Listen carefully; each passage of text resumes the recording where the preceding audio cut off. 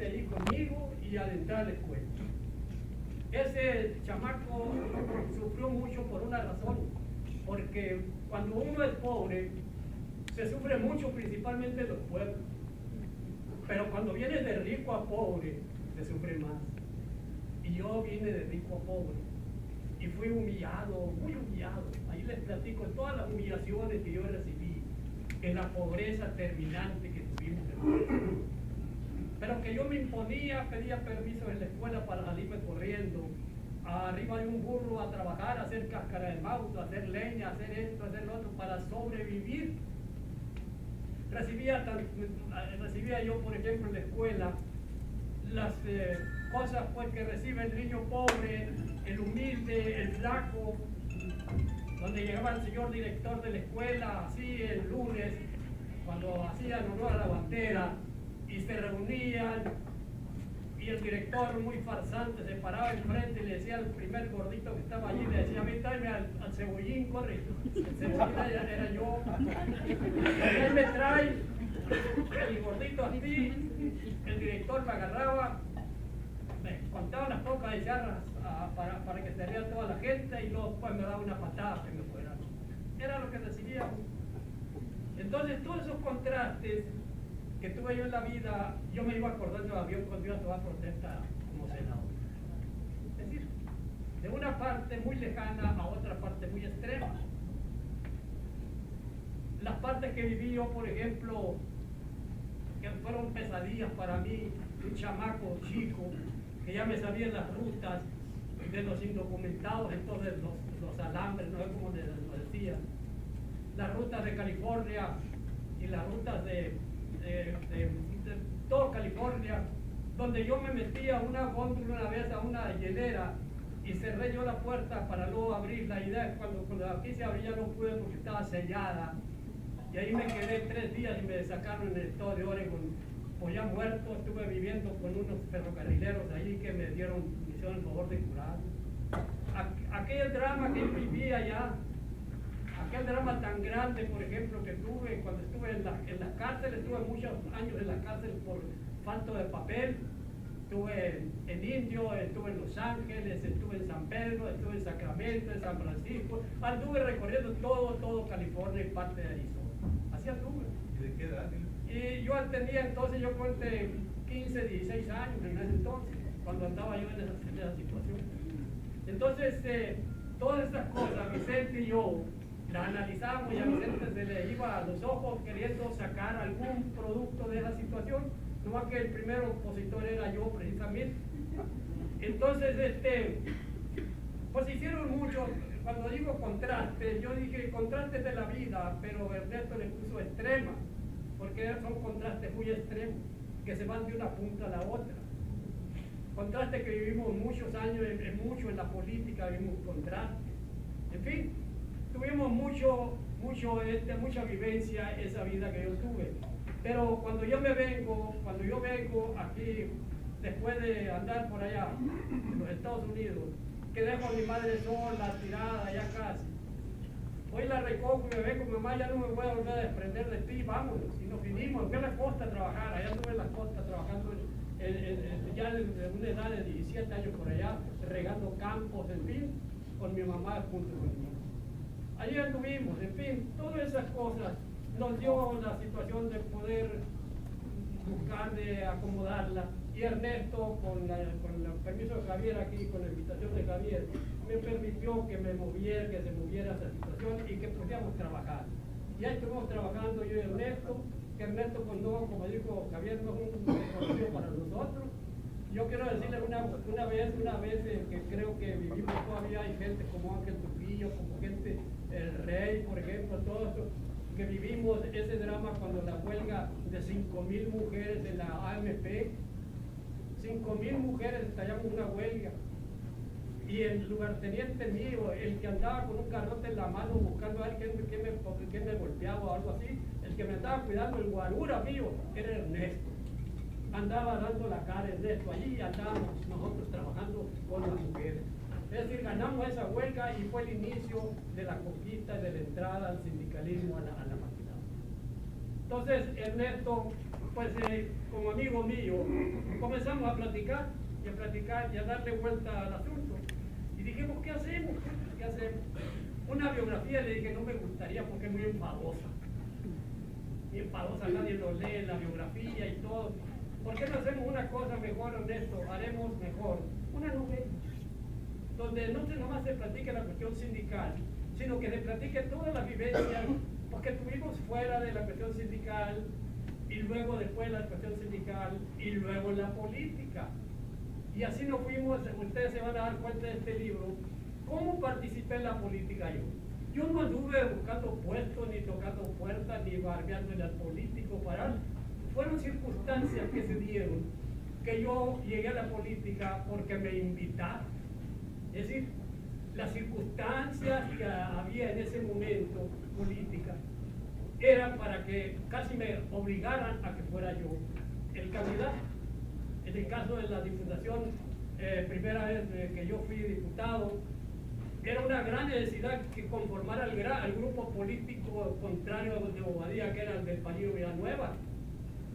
Y entonces había una diputación nada más. Y la diputación era para Bobadilla, pues Bobadilla ya como 8 veces diputado local y un montonal de federal, era compadre de don Fidel Velázquez, etcétera, ¿no? Entonces era para Bobadilla. Bueno, y el grupo del Palillo, ¿qué no lo van a conformar? Bueno, pues ese es el Palillo. Pero cuando se supo olvidar todo ese, no, porque fui amigo de don Javier Gata, digo, don Javier Cubos. Entonces busquen a uno del norte. Y buscaron a uno del norte y fui yo, el del grupo de Bobadilla del norte que cubrió esa situación de Palillo. Y entonces fuimos Bobadilla y yo, diputado, por primera vez tuvo la CTM 2 diputados. Y así se dieron las circunstancias. Por ejemplo, la segunda circunstancia, yo tuve mucho sin participar en política, que incluso Ramiro Valdés me decía, oye, no vas a participar, tú haces las listas y no participas. Le digo, es que yo ya fui, que sean los otros compañeros. Así fue como llegué yo a ser diputado la segunda vez por una razón, porque me obligó y me amenazó un amigo íntimo amigo mío, que se llamaba Armando López Nogales, y que era precisamente el gobernador del estado y el gran amigo que yo tuve. Y así se dieron las circunstancias. Ustedes se dieron cuenta cuando yo entro como suplente de Eduardo Bush, como entro. Entro yo casi a huevo, este me llegó arrastrando. Y cuando viene Ricardo Castillo de México a llevar protesta en lugar mío, allí en la plena convención, no te agarres, pobrecito Ricardo, pásale Ricardo a todos, entonces ya me voy. No, me dijo, no te vengas, total, no te vayas, y me quedé. Oía a Eduardo Bush que le decía a la Dulce María Sauri, que era la presidenta del PRI, Dulce María, si yo no conozco a nadie, a mí no me conoce nadie en Sonora, ¿cómo me quieres poner a otro que tampoco conoce el suplente? Déjame a Pancho aquí porque a ese sí lo conozco. Y entonces fue como el profesor Pablo Enrique, allí en la convención del partido, se levantó e invitó a todos los que estaban allí a que abandonaran todo para que no tomaran protesta Ricardo Castillo. Se salió toda la gente y tuvieron que negociar para que la gente volviera con la situación de que yo iba a ser el suplente de Eduardo. Esas son las circunstancias, como la vez no fui yo.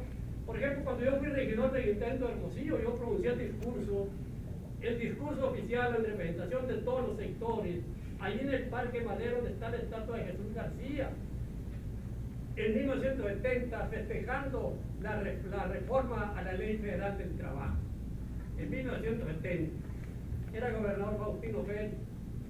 Yo estaba muy chavalo, hice un discurso inteligente, me ayudó mucho mi compadre Rogelio Moreno Cota, periodista de garras, y hicimos un discurso moderno y lo pronuncié de memoria.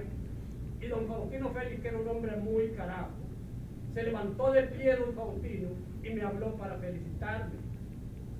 Bueno, pasó, qué bueno, y se comentó mucho en la prensa, en el periódico, poco televisión, había todo de Abelardo Casanova, estaban todos por ahí.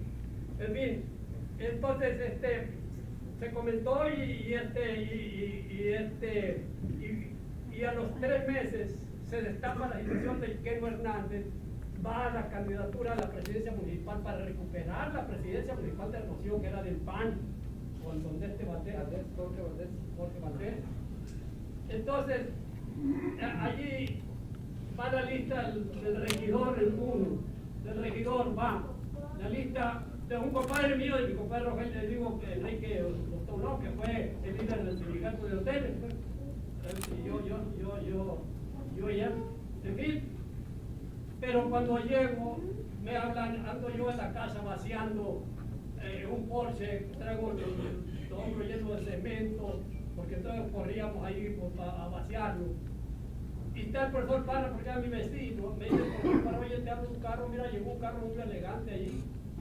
Era Ernesto Báez Mora, en un carrazo, ¿no? Dice, aquí vive Francisco Jorge. Pues sí, aquí vive. Pues órale, vente, te habla el Ken. Y que llego con el Ken y me dice, oye, Pancho, tú vas conmigo. ¿Y a dónde qué? Pues vas de regidor, puta madre, ¿cómo le voy a hacer? Yo no entiendo todo eso, ¿por qué te vas? Así llego yo porque don Martino agarrar la lista del que proponía este tema y lo borrió y dijo, yo creo que el chamaco que habló ahí el día 1 de mayo. Y así fui yo. Don Faustino me inició en la política. Esa fue la realidad. Pero pues ahí hicimos muchas cosas. Trabajamos mucho el resto. Pero yo creo que hicimos una bomba molotov, si puede decir, ¿no? Que si lo meten en una licuadora no sé qué vaya a salir, ¿no? Por ejemplo, yo digo, pues hablamos, aquí se habló, pues pueden decidir ustedes como vagamundo, como sindicalista, como poeta, porque le inventamos a la poesía que hay allí. Porque parte de la poesía que trae Por ti aprendí a querer, la canción de Lorenzo Barcelata, trae una preciosa poesía que allí le escribo porque nos peleamos yo y Miguel Ángel Cortés por ella, ¿no? La puse yo porque no la he completado, la arreglamos nosotros. De político, por ejemplo, de analfabeta, porque llegó un momento en que cuando termino mi primaria, que termino hasta 5º año, me voy a Estados Unidos, junto con partidas de Pachuco, de Pocho, de Fallá y todo, se me olvida hasta leer y escribir. Entonces, analfabeta le puse yo aquí, pero también intelectual, porque fui amigo de Rubén Parodi, de Cortino León Almada, de toda esa raza, muy amigo mío. Socialista porque le decía loco, le hacía el comunismo. Porque yo me acuerdo cuando llegó Fidel Castro en 1957 a La Habana, nosotros lo festejamos mucho. Pues también yo creo que me pongo loco porque un líder sindical bueno no puede ser, si no está loco no puede ser líder. De huelguista, ¿no? De huelguista.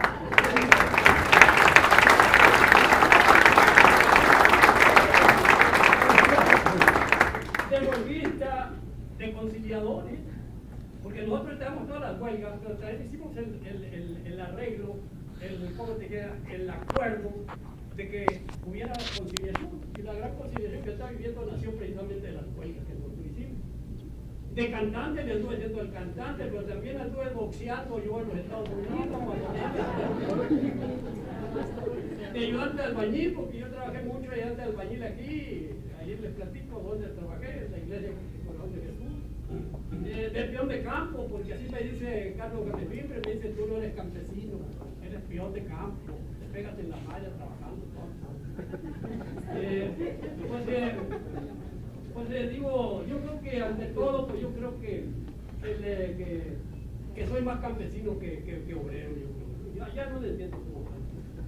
Pero otra cosa que también quiero meter aquí, por ejemplo, pues, ¿cómo te dijera? La ternura también. La ternura con mis nietos, la ternura con mis hijos. La ternura que ustedes van a ver al final del libro, que está muy bonito, se lo recomiendo. Y es triste, pero es muy emotivo.